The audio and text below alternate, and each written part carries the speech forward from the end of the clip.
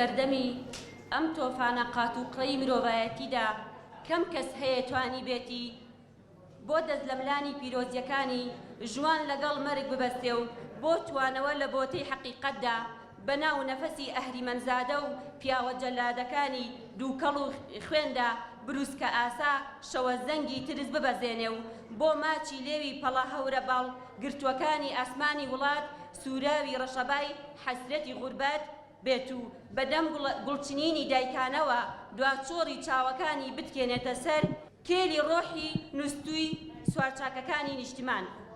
ژنەتیە کۆشەر و پێشەنگی هێڵی ئازادی ژن و دامەزرێنەری بزوتنەوەی ئازادی خوازی گەلی کورد ساکینە جانسەس فیدان دۆخان بەرپرسی دیبلۆماسی کورد لە ئەوروپا و لەیلا شایلەمز کادێری بزوتنەوەی گەنجان لە پاریس تیرۆر کران. لە کەسایەتی ساکینە جانسز و هەڤاڵانی تەواوی شەهیدانی ڕێگای ئازادی بەبیر دێنینەوە و سەری ڕێز و نەوازش لە بەردەم گوڵکۆی پیرۆزیان دادەنەوێنین. بەڵێنی درێژەدان بە ڕێگای ساکینە و دووپات دەکەینەوە تا بەدیهێنانی تەواوی ئامانجەکانیان. ئەنجامدەرانی ئەو تیرۆرە شەرمەزار و ڕسوا دەکەین. هەروەها دەڵێن شەرمەزاری و ڕووڕۆشی بۆ دەوڵەتی فەڕەنسا کە تاکو ئێستاکە ئەو تیرۆرەی پەردەپۆش کردو و بەکەرانی ئاشکرا ناکات.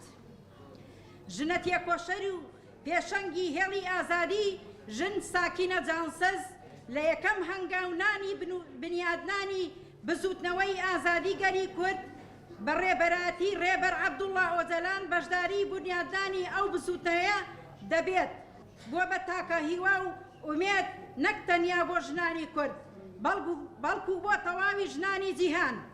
ئەو بزوتنەوەیە ئەمڕۆ بۆتە تاکە هیوا بۆ پێکەوە ژیانی ئازادانەی گەلانی بندەست و بزوتنەوەی ئازادی گەلی کورد بە پارادیمای ڕێبەر ئۆجەلان بە هێڵ و ڕۆحی بزوتنەوەی ئازادی ژن و پێشەنگایەتی ڕەنجی بێوەنەی ساکینە جانسز گەشەی کردووە و بەهێز بووە. ئەمڕۆ لە تەواوی جیهاندا هەر دەچێت فراوانتر دەبێت. بۆیە ئامانج لە تیرۆرکردنی ساکینە جانسز و هەڤاڵانی سەرخستنی فاشیزم و لە ناوبردنی تەواوەتی بزوتنەوەی ئازادی گەلی کورد بوو.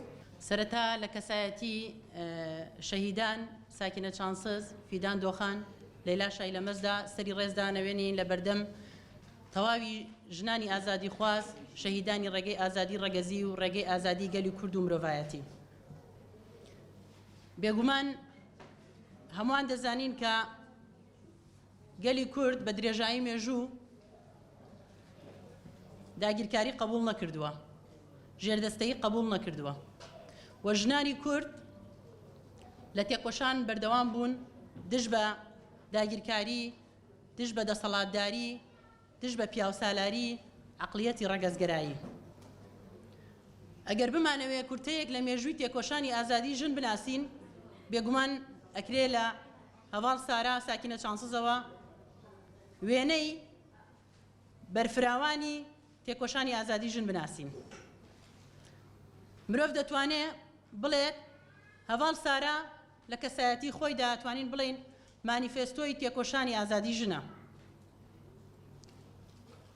دوژمنی گەلی کورد بە تایبەتی دەوڵەتی فاشستی تورکیا بە ئامانجگرتنی هەڤاڵ سارا و هەڤاڵانی بە ئامانجی ئەوە بوو کە تێکۆشانی ئازادی خوازانەی گەلی کورد و تێکۆشانی ئازادی ژن کە بکاوە بێدەنگ کاتێک بشکێنێت.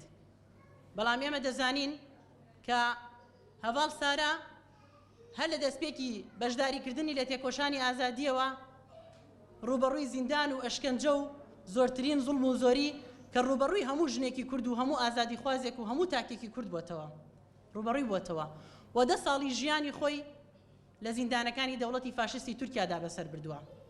بەڵام لە ناو زینداندا وێنەیەکی نیشاندا کە وانەیدا بە دەوڵەتی داگیرکار کە هەرگیز ناتوانێت دەنگی ئازادی ژن کە بکات. و ئەمڕۆ خۆشبەختانە توانین بڵێن ئەو ڕێبازەی شەهید سارا کە ئەو هەموو پیلانگێڕی و ئەو هەموو تیرۆر و ئەو هەموو ڕەشەکوژی و ئەو هەموو زیندانەی کە ئەمڕۆ دەبینین هەتا ئەمڕۆ بەردەوامە لەسەر هێڵی تێکۆشانی هەڤاڵ سارا و تێکۆشانی ئازادی گەلەکەمان بەڕێوە چووە تێکشکێنراوە.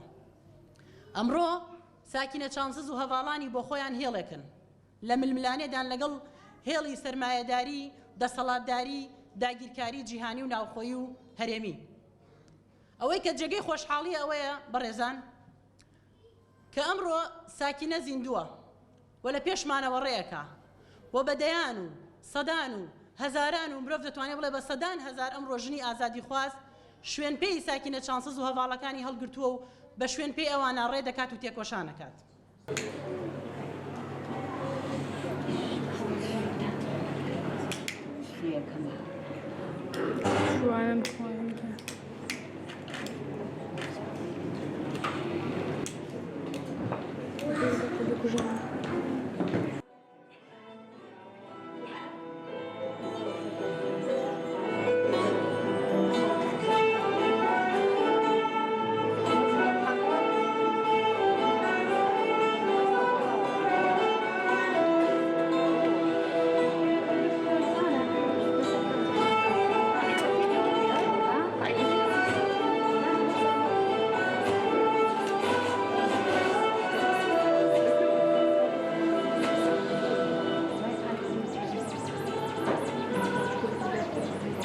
ژیانی ساکینە جانسز کە لە نۆی کانونی دووەمی 2013 لە پاریسی پایتەختی فەڕەنسا بەدەستی بەکرێگیراوێکی ئەندامی تۆڕی خوڕی تورکیا تیرۆر کرا بە شەڕ و مملانێدا تێپەڕیوە.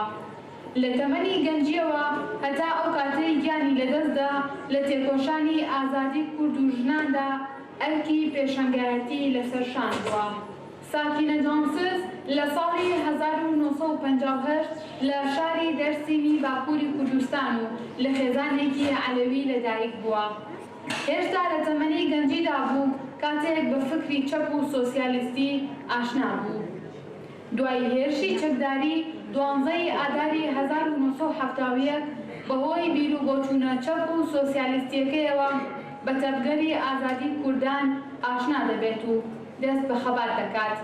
و داواکەین لە بەڕێز توباگولەر بە وەکالەت بێ خەڵاتەکە وەربگرێت بۆ ژنە تێکۆشەری گەلی کورد کە هەتا ئێستاش لە باکووری کوردستان لە زینداندایە ئایسەڵتڵوو بە هەردوو بەڕێز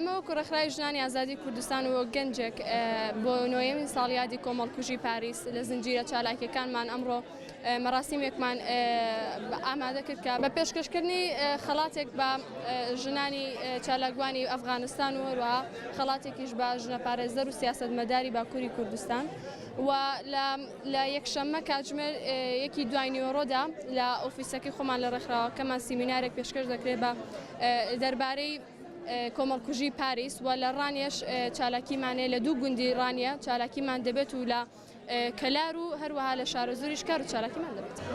بە هەزاران ساڵێت تێکۆشینە ژنان هەر بەردەوامی هەیە حتا ئیرۆژی ینی بە ساکینە جانسز بە ئایسەل تۆڵق بە سەدان ژنن کورد و جیهانێ ینی بۆ ویژی ئەو خەڵاتانە ئەو خەڵاتە بۆ مە پربێمە هون خوات زانن ئایسەل تۆڵق ئەستا نەخۆشیەکی ئەسترێکی خەتەریدایە خۆت نکارە بێت بۆ ویژەی خەڵاتاوی مەڤەدەری ژنە باکوور وەرگرت سەر ژنە باکوور یعنی ئەم هەموو بە ناوێ سارا ئایسەل تۆڵق ئەمە تێبکۆچن و ئەمە شۆپاوان ببن.